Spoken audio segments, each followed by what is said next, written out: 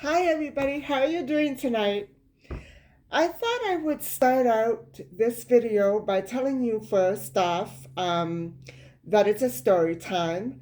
And so because I like doing them, I'm very glad that you stopped by my channel. Welcome back.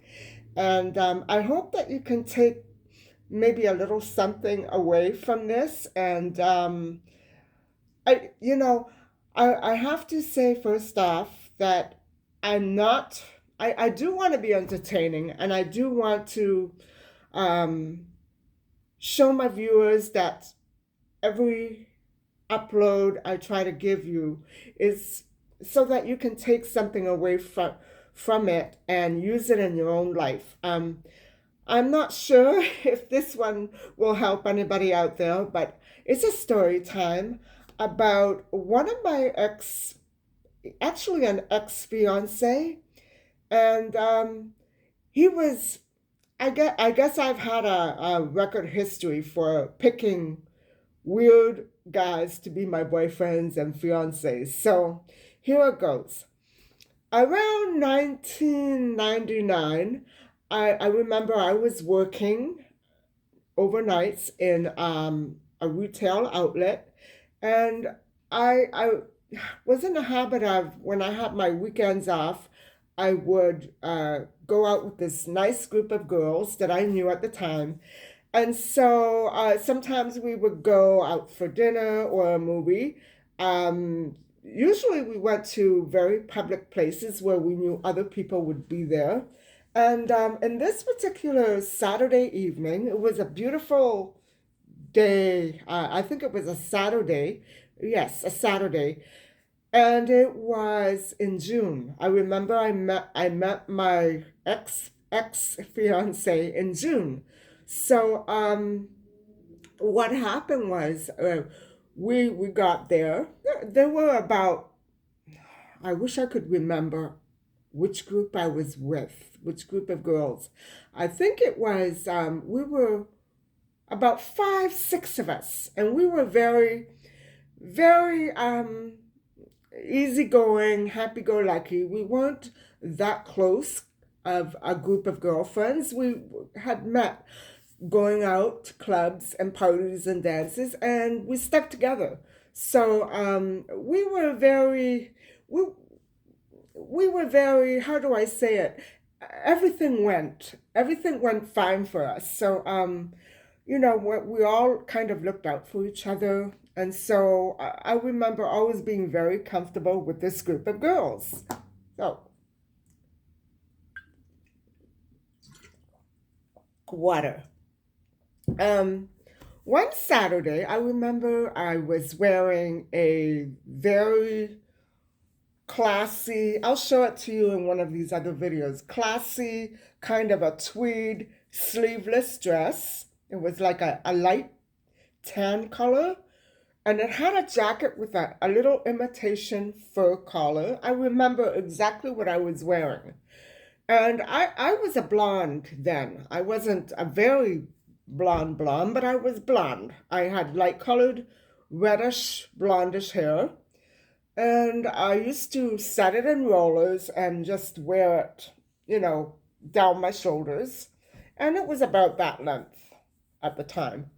And so, why I'm telling you this is because when I met my ex-fiance that night, he made an incredible comment to me, actually to the whole room, about me and my appearance. So, I think we had been dancing on the dance floor, and I love these singles dances. They were so much fun and they were very safe to be with. At that time, my city was very safe, very, very safe. And I remember never feeling out of place anywhere. I never had a problem with anybody. Everything always went so wonderfully well, especially when I was with this group of women. So I might add that at that time I was in my mid to upper 30s. So I was still a pretty young woman, not girl. So what happened was we were getting off the dance floor, and we were going back to our tables. I think they were setting up for coffee. I think it was toward the end of the evening, and people were leaving. Not many people were coming in anymore. And I remember heading back to the table with the girls, and all of a sudden, I heard this big booming voice behind me, Marilyn Monroe! There she is, Marilyn Monroe! And I was looking around, who the heck? Marilyn Monroe? Who's saying that? And I turned around and met my ex-fiance. And he was actually making the comment about me. What a line. No, I didn't fall for it, but he got to talking to me. He obviously grabbed my attention. And I just, I was flabbergasted that anybody would think that I looked like Marilyn Monroe because I don't. And I didn't then either. That's for sure. So we got to talking, and he gave me his phone number. I wasn't going to give him mine yet, that's for sure. And we I introduced him to my friends, and he apparently was alone there. Obviously, somebody had just left, and so he made a beeline for my group. And anyway, one thing led to another, and we ended up trying. Our first get together didn't happen because I had a mishap with the car on the way over to meet him.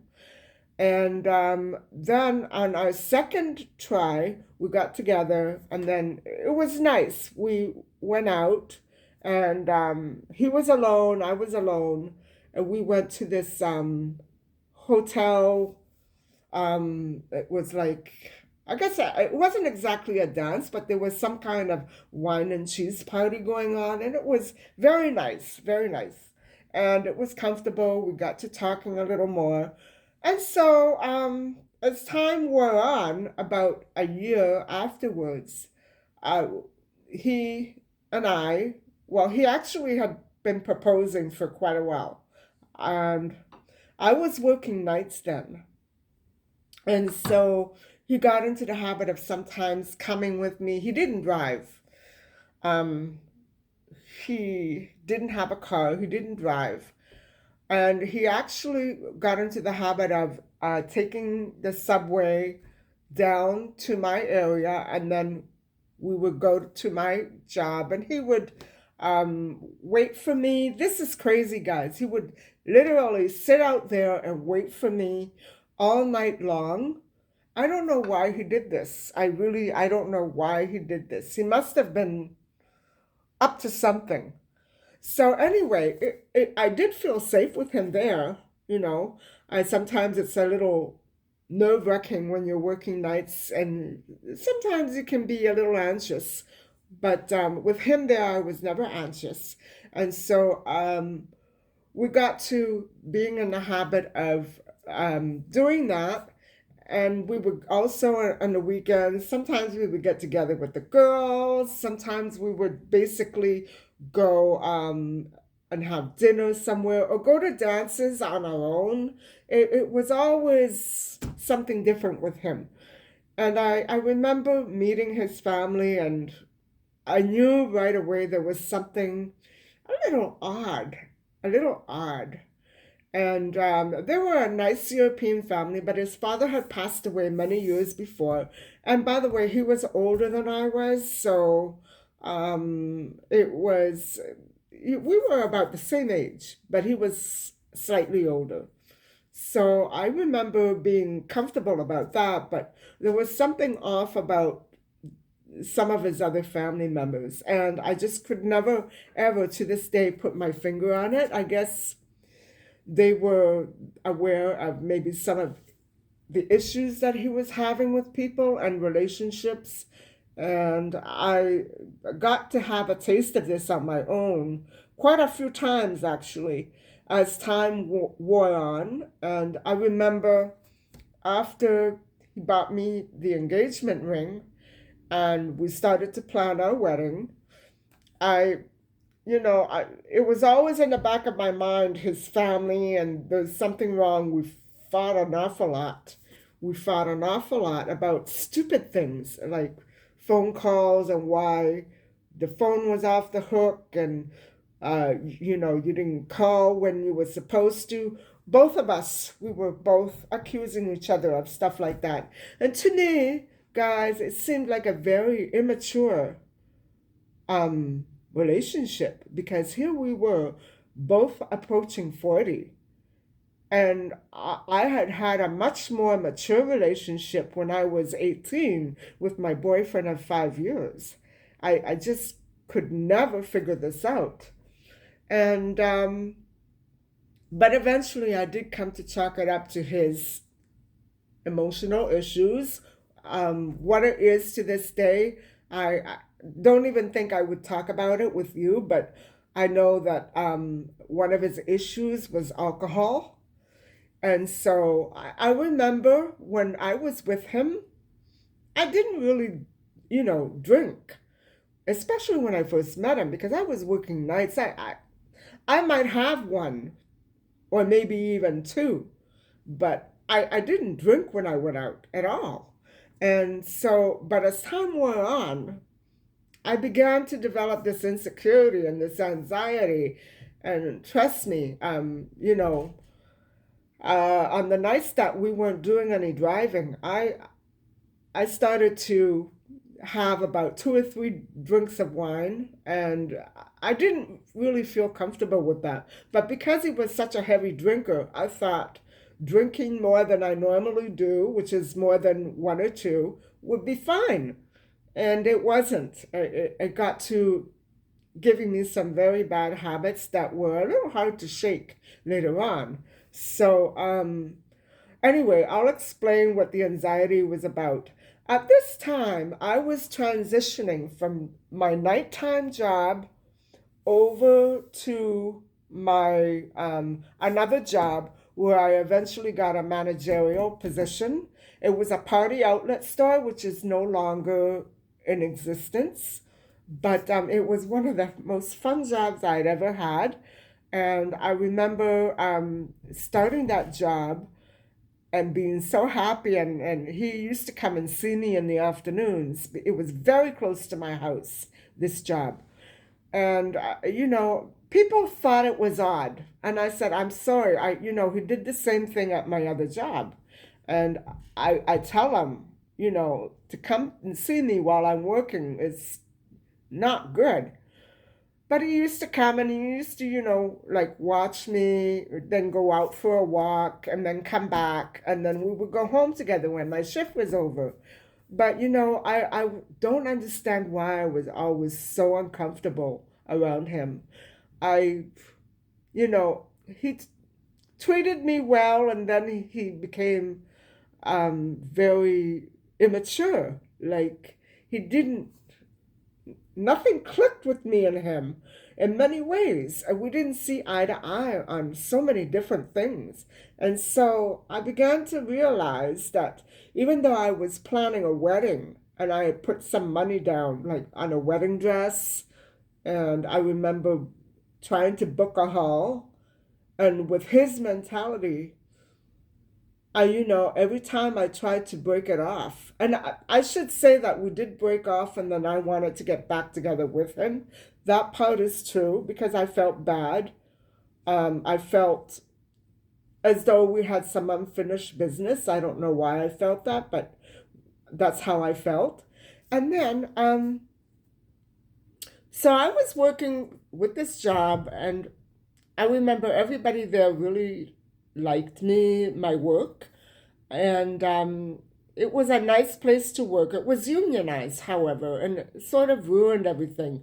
But my bosses were great, especially at the time. I thought, what a great bunch of people. And I had a supervisor right above me, and she was the nicest lady ever. She had short grayish hair, blue eyes, and she was like in her mid 40s to 50 years old. She was very energetic, a lot like me in personality. And so one day she realized that this guy was coming over. He was putting his hands on me and he was trying to say, let's go home, quit this job. And she said, that's it. Don't come back here. Our employee is working and you can't come back here. She ordered him out. And that was at the point where things began to really lean very heavily on me. I knew I had to get out of the relationship. At this point, I think it was around August, September of 22, right around the time that I was starting to become a vegetarian. And I remember he bought a condo. I forgot this. He bought a beautiful condo, actually, and he lived in the west end of the city, about a half-hour drive from my house. And I took to spending the weekends there with him, and it was a beautiful condo. And I remember I went shopping so like that I could cook for him on the weekends. Stupid me, stupid me. Why did I do that? And so,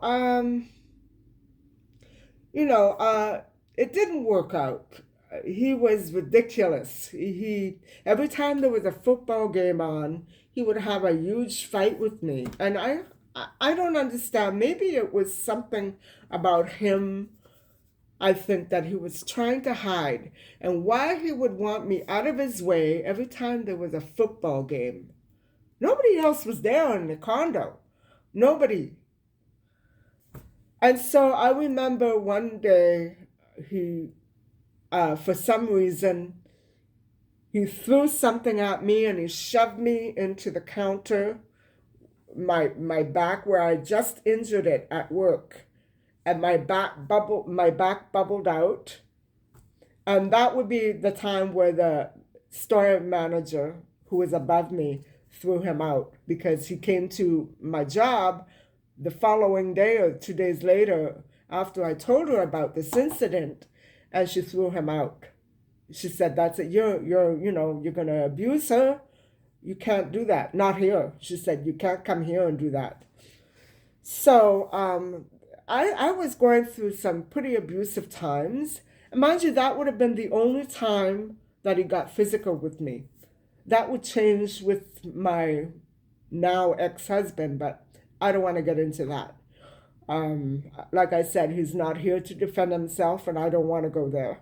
So, to make matters worse, I think it was just previous to this shoving incident with the football game that they were having this overnight crew thing at my work, and it was very rare. It wasn't like my other job. And so I was supposed to work an overnight, which I wanted to do. The whole staff was going to be there, managers, juniors, everybody was going to be there chipping in. I wanted to be there. Of course I was going to be there. I was a department manager at that point.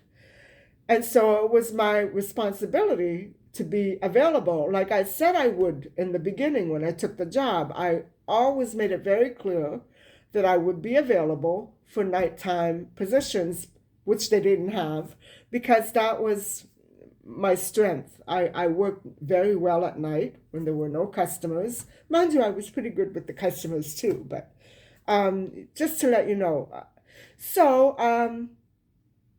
at this point, more water.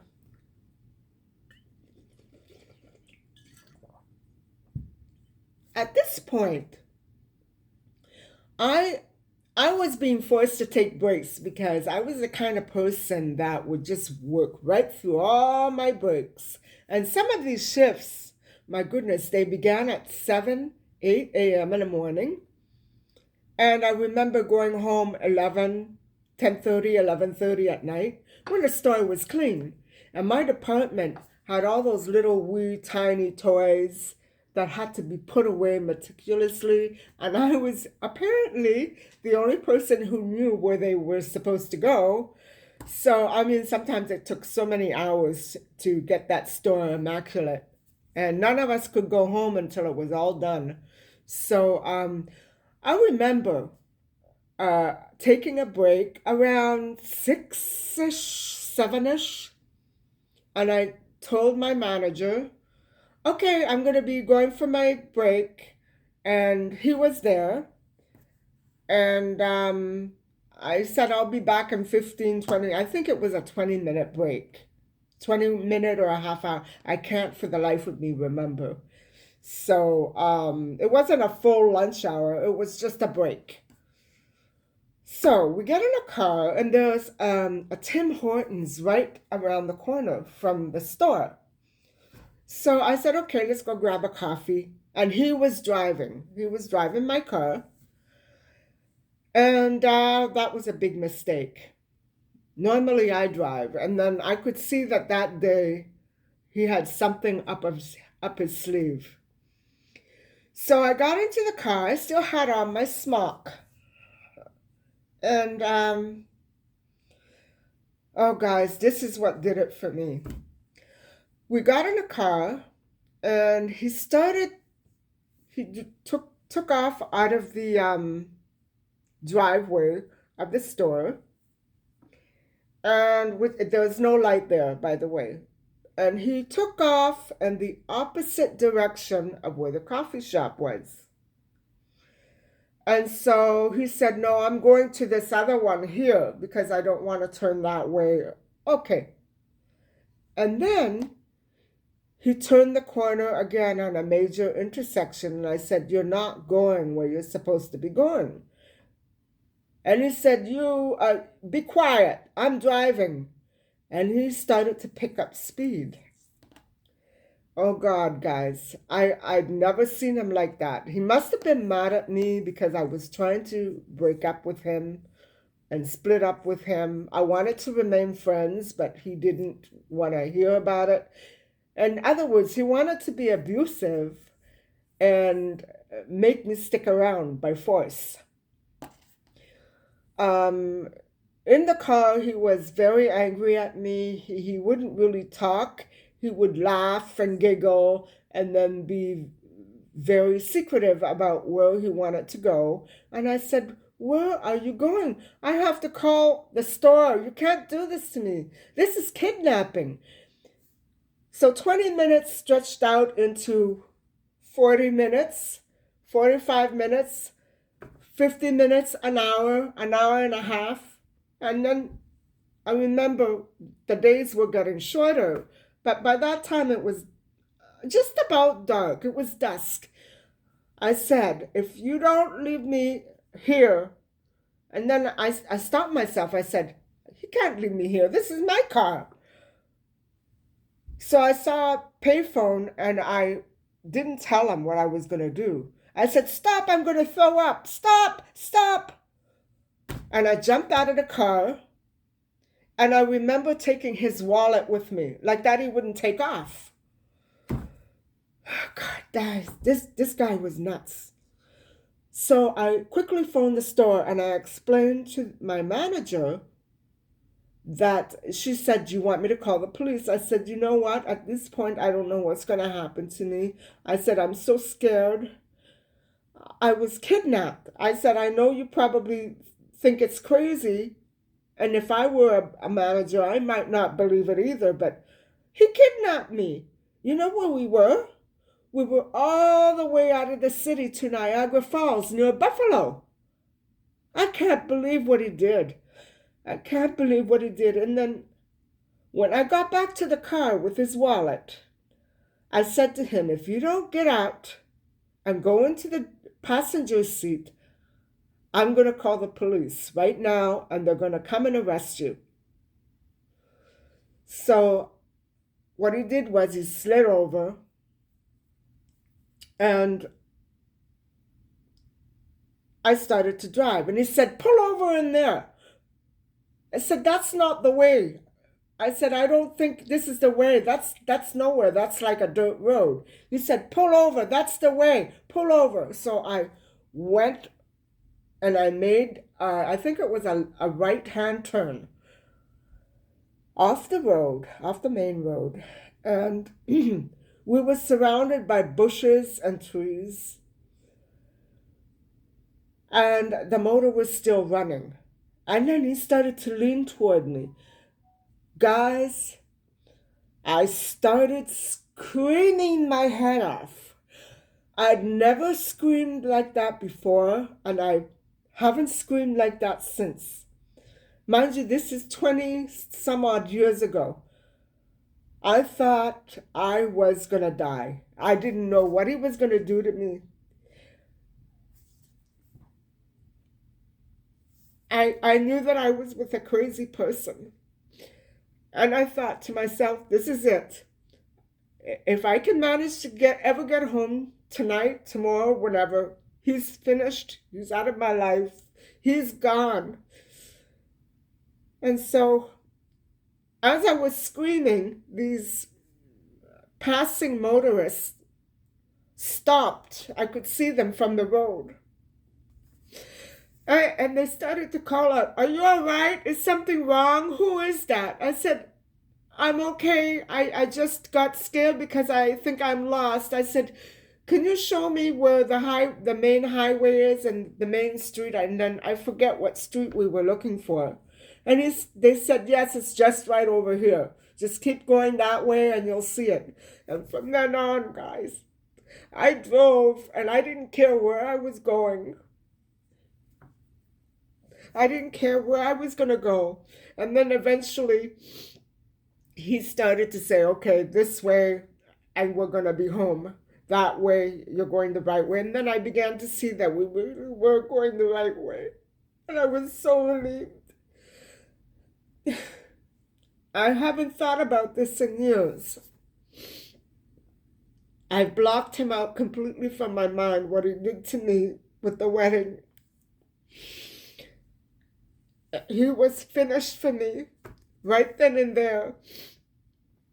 And I remember, I think it was a week or so previously, I had moved all my stuff out of there when he had that fight with me. Or was it a week after? I can't remember now because I blocked so much of it out. I took all of my clothes, all of my little bits and pieces of furniture. I took everything that I had there. I took my bed sheets, everything, because I didn't want to be associated with him financially or in a relationship with him. That was it. I remember calling his sister and explaining to him what he did to me and how scared I was driving home in the dark on a highway that I didn't know. I don't drive highway. What he did to me to scare me and make me mad at him, and he pushed me way over the limits. I didn't mean to start crying in this video. Anyway, I never went back with him. I explained to his family what he did, and if they wanted to take his side, that's fine with me. I don't care. And then the phone calls every night, every morning, 5 o'clock in the morning, every night. Oh my God. And when he realized that I wasn't going back to him, he called the police. Of course, they couldn't do anything for him. I remember in the year previous to this, what he did to me with, he disappeared. He disappeared. What he did was he went away on a vacation with someone. And this was to get back at me for doing something to him. He went away on vacation, and his family told me he was in the hospital. So that's, guys, that's how bad it was. And then he started to do this to me. He kidnapped me from my job to make a point. What that point is, I still don't know. And then in the weeks that followed that, he kept coming to the condo. I remember even up until the time that I went away to my beach house with my mother, and security kept throwing him out, and he kept coming, and they kept throwing him out. I had to change my number. To this day, I don't even have a phone anymore. It was a bad, bad scenario. And of course, I felt guilty, but he's the one that turned criminal on me. I don't know what led him to do that. I'm supposing that somebody talked him into it, and I just don't understand. And I remember talking to someone once who thought, this guy could be very dangerous. Make sure that you're careful with him. And I never realized he was always such a pussycat. How this person could change. And then I realized after the time that he disappeared, I found out that he was supposed to be on medication, and I never knew anything about it. And that's why he became like that. And so if he skipped his medication or drank, which he always did, and he never should have, I had no idea. That's why. He would turn into this raving mess. And so, guys, I broke up with him in 2002, September, October. And by February, I had already met my then future husband. So I'm not going to even talk about that because that's too painful for me. But this one I had to get out because you just never know about a person unless you spend a good deal of years with them. And I'm talking, he managed to hide this health issue. I don't know what it was.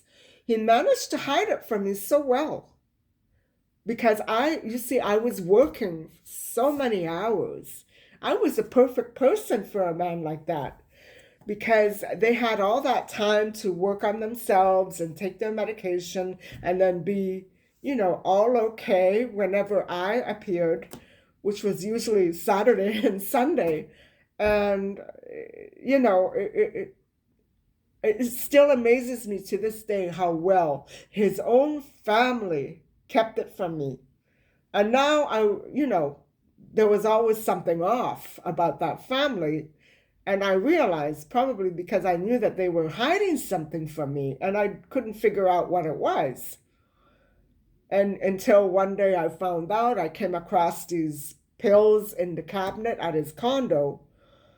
And I said, okay, now I'm starting to get the whole picture here. Not that I would abandon somebody who had mental health issues like that. I did say that I wanted to be friends with him because I was concerned for him. I really was, guys. And I know that we fought a lot. And then when I realized that there was something wrong, I didn't want to abandon him like that.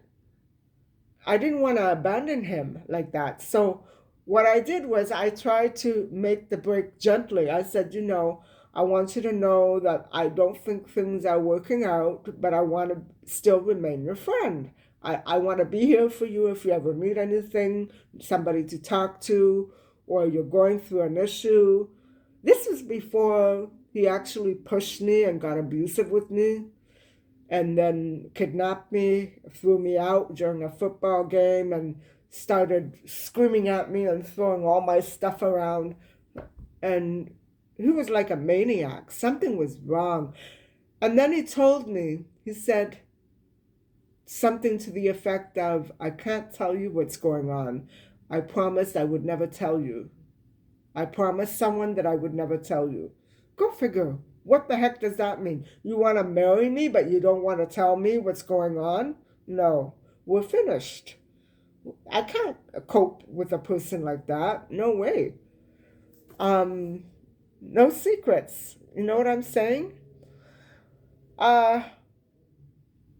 It's a very strange story time, I know.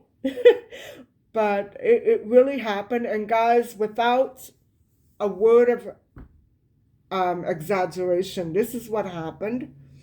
I mean, I'm leaving out some details, but they all lead to the same, they all lead to the same scenario, the breakup, people witnessing the abuse, and he was forbidden to go back to my store where I worked, ever, ever. And so what they must have known when I couldn't realize. I knew something was wrong with him, but you know, they knew. They knew that he would do something to me. And he had it in with them, eh? Because after she had words with him, before she forbade him to go back to the store, he kidnapped me. So it was done even to get even with my managers in the hopes of getting me fired.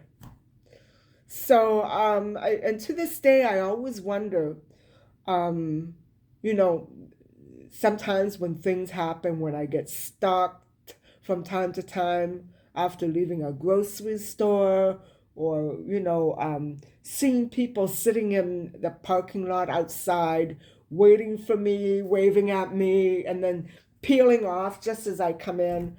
It's so weird. I always think that it might be him or somebody who knows him. Maybe he's trying to still keep tabs on me. I don't know. It's somebody out there is as weird as he is, so it could be him. Anyway, I think I'll end the story time here. That's enough weirdness for one night.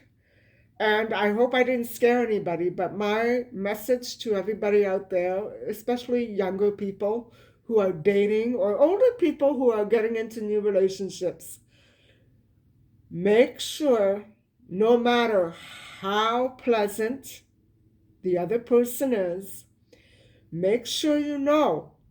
And I don't know how you can make sure. Maybe sometimes that's the hard part. You have to know this person for more than a year, more than 2 years, because I went out with this guy for over 2 years.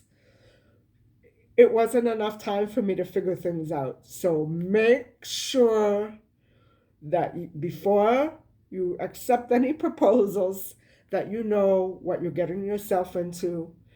And I don't want to sound like a nagging grandma, but taking my advice. And the real crazy people out there who need help, and if they don't keep up with their treatment and their programs, they can turn on you. And this is living proof.